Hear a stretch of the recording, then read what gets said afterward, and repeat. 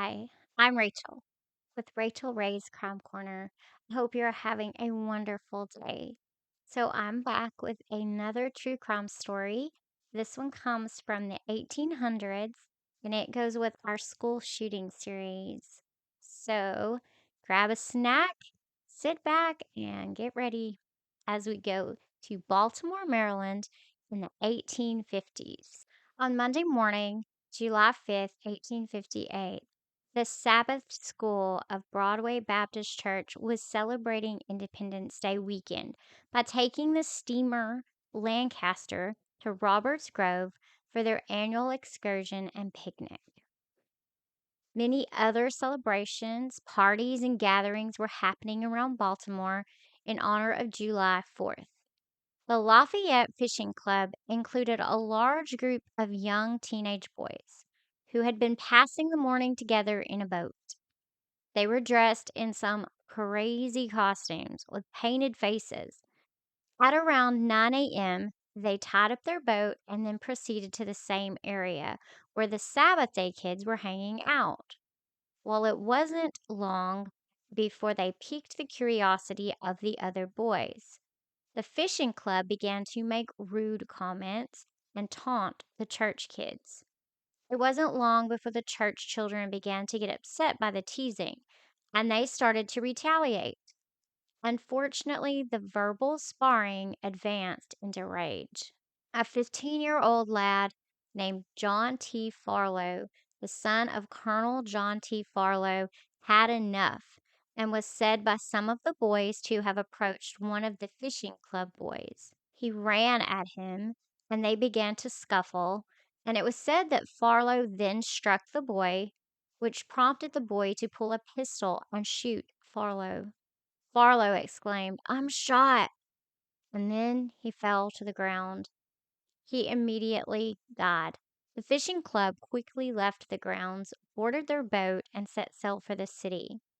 An officer of the county was informed of the shooting and that the fishing club had left by boat to go back to the city. He relayed the information to the city police station, stating that when the club landed, they needed to be arrested so that the witnesses who had been around at the time could identify the guilty party who fired the fatal shot. The lieutenant, by the name of Muir, ordered the station house bell to be rung, and then a group of officers started for the wharf and met the party marching up a street named Caroline Street. They were all taken into custody and locked up in the station house. So, the Lafayette Fishing Club isn't what you might think. They were actually a gang, and they were a gang who had been parading the streets just 1 week prior to the shooting, and they had been doing that in violation of the marshal's orders. The orders had been for the police to prohibit these parades and arrest those, any and all, who participated in them. The lieutenant then went to Canton and gathered 3 men who had witnessed the shooting, but unfortunately, they were unable to identify the murderer, probably due to the fact that the boys had been in costumes and had painted faces. The whole party was dismissed. There was an inquest held over the body of young Farlow. A verdict was rendered that Farlow had come to his death from a pistol shot fired by the hands of a person that was unknown to them, but was one of a party of men known as the Lafayette Fishing Club. The body was then taken to his father's residence. He was loved by everyone who knew him. Large numbers of children from the Sabbath school came by the home to mourn and pay their last respects for their dear friend. On Tuesday, July 6th, the captain of the Eastern District arrested a young man named Robert Sharkey on suspicion of being the one who shot and killed Farlow. He was held for examination. On the same day, another boy named John Wiseman was taken into custody and charged with the shooting of John Farlow Jr. He was arrested and scheduled to have a hearing on Friday, July 9th. Wiseman's attorneys were William Young and R.A. McAllister.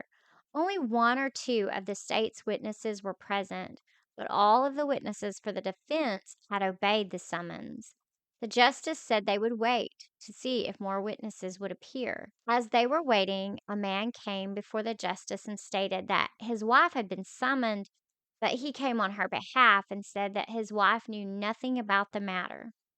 The justice informed the man that it was the woman's duty to obey the state's summons and that it was for him to judge, upon her examination, whether she knew anything in relation to the case or not, and that he should expect her attendance in obedience to the summons. Another man came forward and said that he had been summoned, but he hoped he would be excused as he was sick, and that had delayed him. The justice once again called the name of the witnesses, and again only 2 or 3 of the state's witnesses answered. The justice postponed the hearing, stating he would not proceed with the case until all the state's witnesses appeared in court. Wiseman was remanded to jail and bail was denied. On Tuesday, July 13th, the hearing began. The first witness was a Mrs. Freeberger. She said she had been on the road on July 5th and she had seen the fishing club march up from the wharf. She described them as being fantastically dressed, with their faces painted. One of the boys was dressed in a black coat, with large tin buttons and a high hat. She saw this same boy point a pistol at Farlow and fire. She was about 10 feet from them and could not tell if the face of the lad was painted or not. She saw Farlow's face because he was turned toward her and leaning on the rail of the fence. The next witness was Robert Douglas, who was a member of the fishing club. He stated that after they landed at the wharf, they walked down the road, intending to go to the hotel to get refreshments. After the shooting happened, they turned and went back to the boat. The first thing he saw was 2 men carrying a boy off the road. He had never heard any report of a pistol. He said he was the acting clown for the club and had been at the head of the line at times and the end of the procession at other times.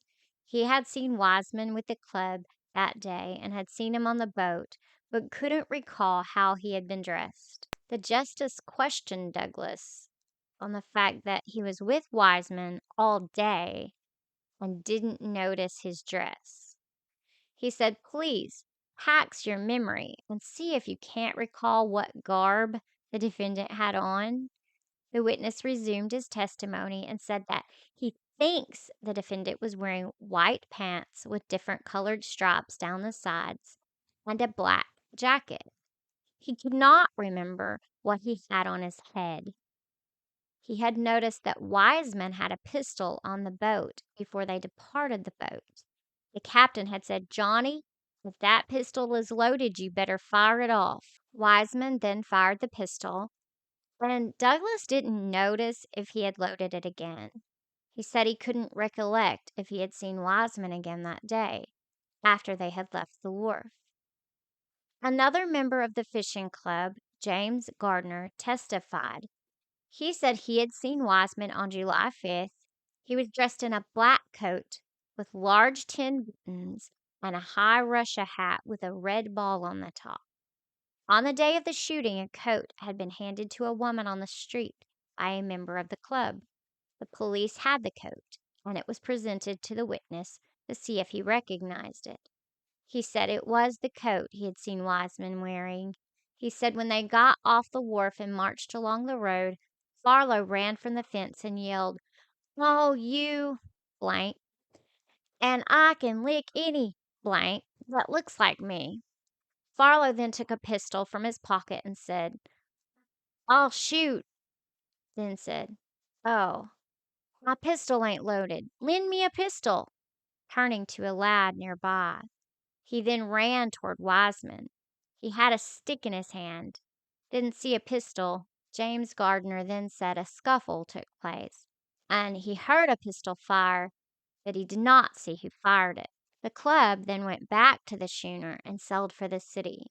He said Wiseman had been with them until they got to Carolyn Street, when the police appeared and a whole party went off. He didn't see Wiseman with them after that.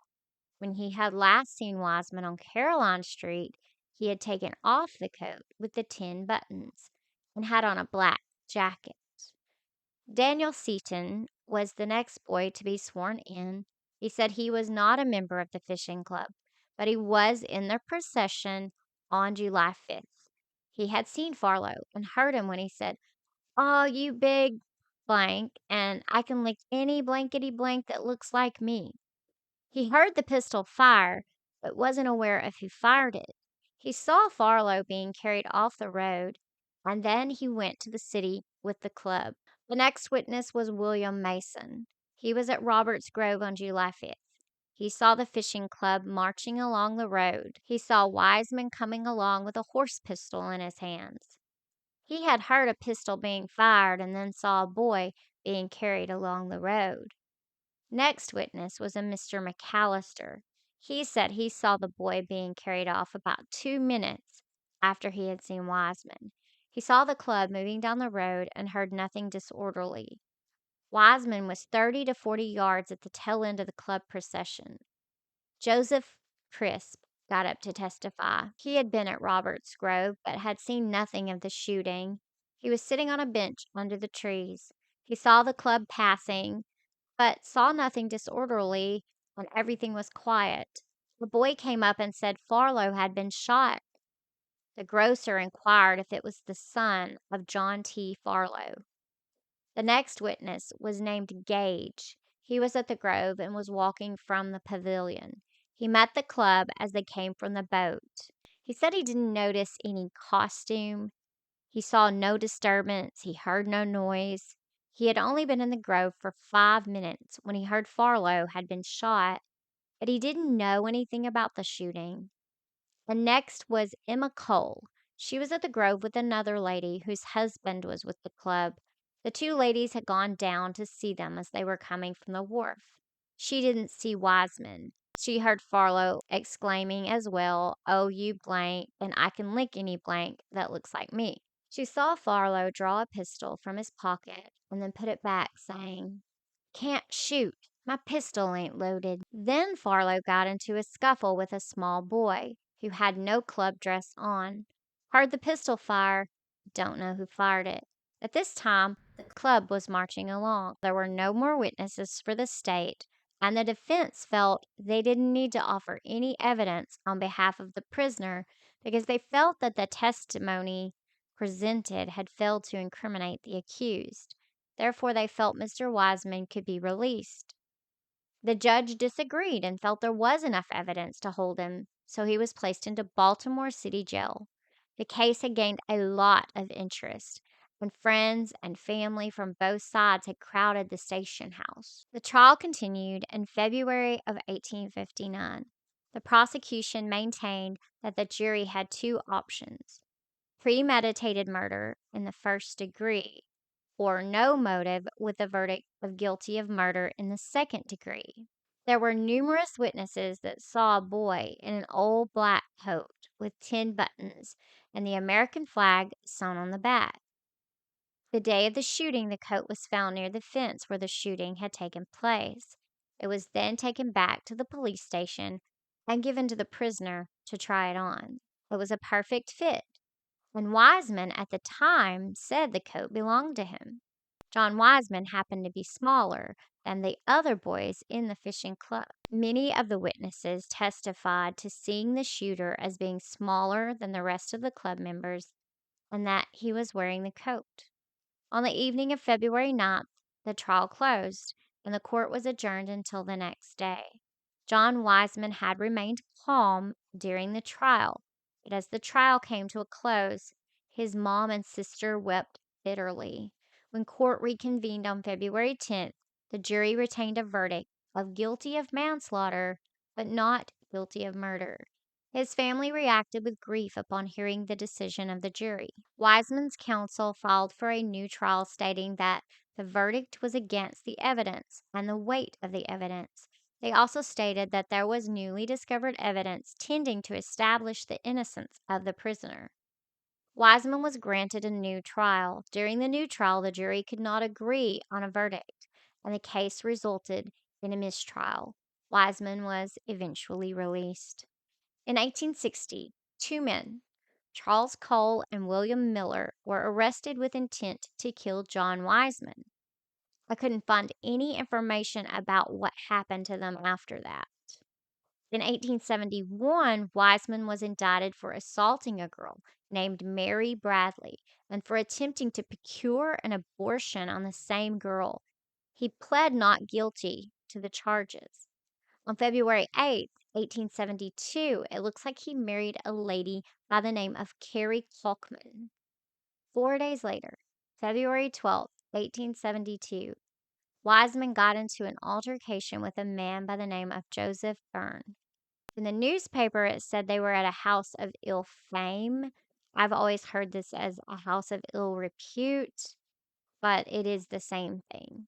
One witness testified that Wiseman stepped outside the house and was followed by Byrne. He had not been aware of any dispute between them when they were inside the house, but as soon as Byrne stepped out, he immediately struck Wiseman several times, knocking him down. The constable testified and said that he had met Wiseman along the road and asked if he would accompany him as he had a writ of execution to serve.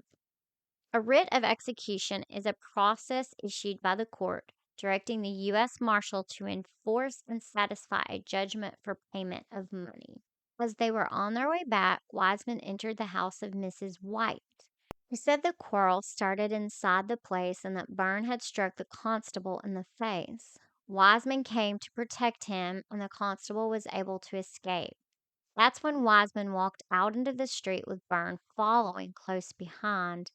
Byrne then proceeded to strike him and knocked him to the ground. He said that Byrne was much larger than Wiseman, and he noticed that Wiseman was sober. Wiseman told Byrne to stay back, but Byrne didn't listen, causing Wiseman to fire 2 shots. A witness by the name of George Bennett testified that he saw Wiseman talking to 2 girls. He saw the constable nearby holding an umbrella. A man named Hogg took it away from him, giving it to a man by the name of Barry. Constable Kirsch asked for it back, but Barry would not give it back to him. He finally gave it back, but Burns stepped forward and struck the constable. Wiseman intervened and was struck by Byrne and Barry. That's when Wiseman went into the street, followed by Byrne and a man named Wenzel. Witnesses said that Byrne was intoxicated, and it was a well known fact that he was dangerous when he was drunk. The justice that took Byrne's statement before he died testified that Byrne simply stated that Wiseman had shot him. June of 1872, the jury found Wiseman not guilty, stating that he had acted in self defense. On October 28, 1875, a group of men began to have heated political discussions. The group all ended up gathering in the saloon, and things began to get physical. Wiseman ended up in an altercation with 2 brothers, Robert and John Biggs. He shot at John and missed, but he shot Robert in the arm. John Wiseman was found guilty. I couldn't find any more information concerning John T. Wiseman, but it sounds like trouble followed him wherever he went. I just wanted to end with a scripture. It's in 1 Timothy 6, verse 6 through 8. But godliness with contentment is great gain. For we brought nothing into the world, and we can take nothing out of it. But if we have food and clothing, we will be content with that. I hope you enjoyed today's story. I included it with my school shooting series because it's listed under school shootings in America. And I'm just kind of going through those. I really don't see it as school shooting because it was a Sunday school class. They weren't even in a school or church at the time of the shooting, but I went ahead and covered it as well. I hope you'll subscribe to my channel, give me a like, and some feedback in the comment section below. If you have any stories you would like me to cover, please give me suggestions in the comments. Thank you for watching. May God bless you.